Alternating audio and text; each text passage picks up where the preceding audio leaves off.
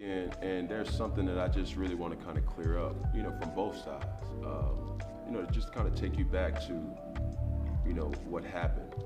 Um, I was coaching the game. For the record, that was not my football camp, right? It was just a 7-on-7 tournament in Myrtle Beach that three of my all-star teams had a tournament at. And for people who know about my 707 program, there's nothing that happens from practice to events to even tournaments that I'm not a part of. I'm very hands-on with that. Been doing that for 11 years now and plan on keep doing that. And that's my way of giving back to the community. The point of this video is this.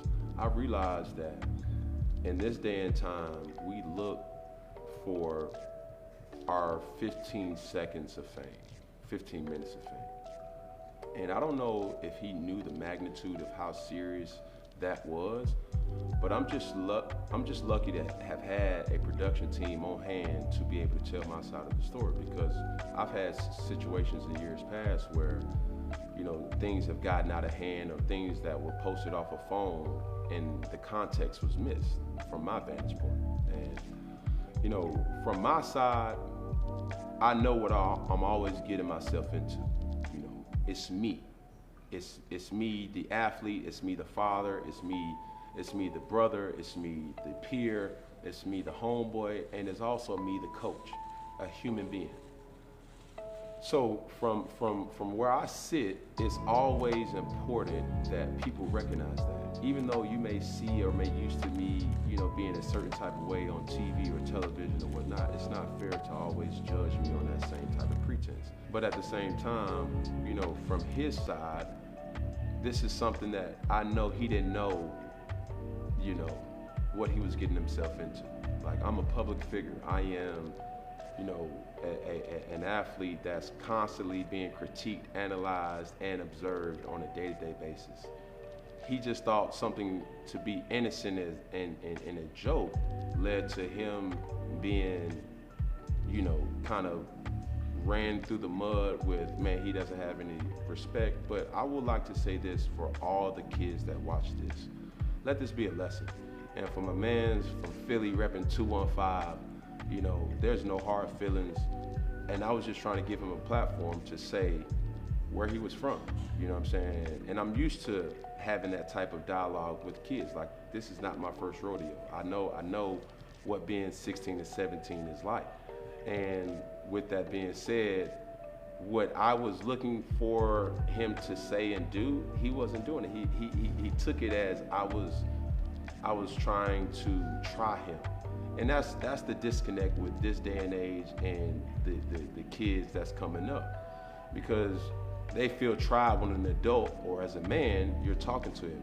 So that was why the premise of me saying, where's your dad at? Because me having a conversation with you is meaningless when I need to talk to your father or an adult. So, in the hood, with those rules, you don't get no points by trying somebody, that's not of your caliber. As a man, you don't get no stripes for trying a child. You get stripes by going to the source of a man and having a man-to-man conversation. And that's what I was looking to have. That's why I kept asking the question, where's your dad? Where's your pa? Where's your father?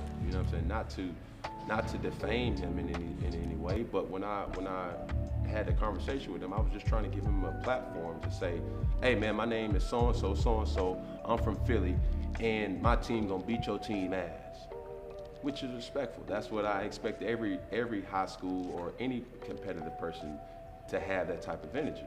And I could have respected that. Now, me having an all-star team, that warrants a lot of attention that we want, and also a lot of attention that we don't want. When a team beats us, it's almost as if, they won a national championship, which they didn't.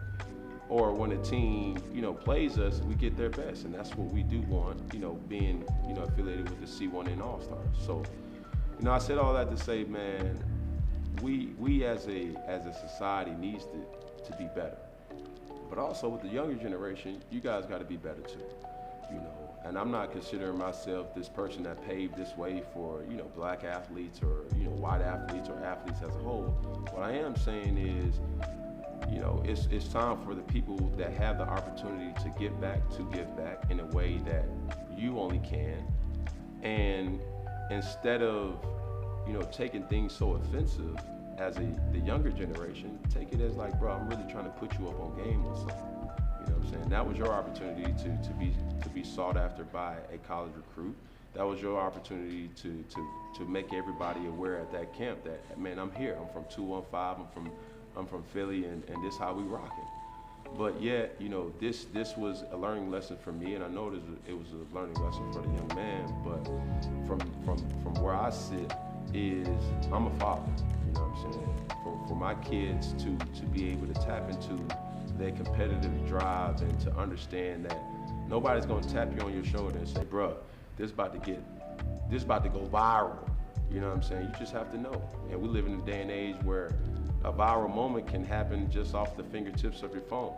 And it's not like back in the day where you literally had to have a camcorder and capture everything. We have smartphones that's readily available from our pocket to ready shoot, you know what I'm saying, on our phone. So, with that being said, man, I respected the fact that he did send an apology, and and there's no love lost, you know what I'm saying, because that wasn't the only tournament that I've been to that I was heckled, and I know that that's not going to be the last tournament that I go to that I won't be, heckled as well. That's just all in the game, and that's why I respect it. So I will continually to give my time to, my all-star team and kids around the world.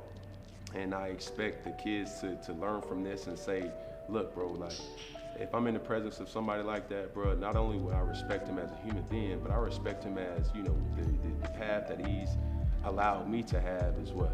So I'm Cam Newton here, man, and I'm out of here. And as I always say, one finger, one pinky, one thumb, one love, man.